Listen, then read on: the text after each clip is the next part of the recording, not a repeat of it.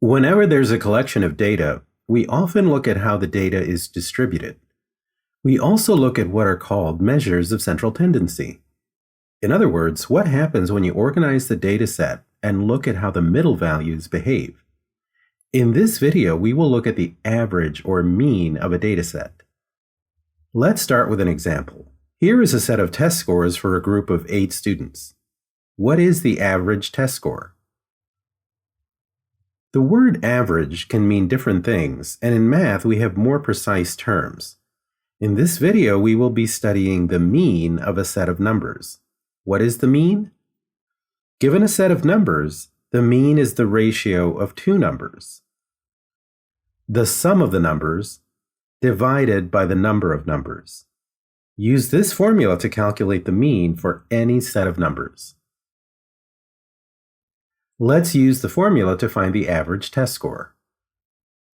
For the sum of numbers expression, write the 8 test scores as an addition expression. For the number of numbers expression, write 8, since there are that many test scores. The sum of the test scores is 647. Divide this by 8. The result is 80.875. For test scores, we're interested in whole number amounts, so let's round this result to the nearest whole number. The mean test score is 81. Let's look at another example. The wingspan in inches for a group of flamingos is shown below. What is the average wingspan? Round to the nearest whole number. In this example, we have 10 data items. To find the mean wingspan, use the formula for calculating the mean. In the numerator of the mean formula, write the addition expression that includes all 10 data items. In the denominator, write the number 10, because there are 10 data items. The sum is 591.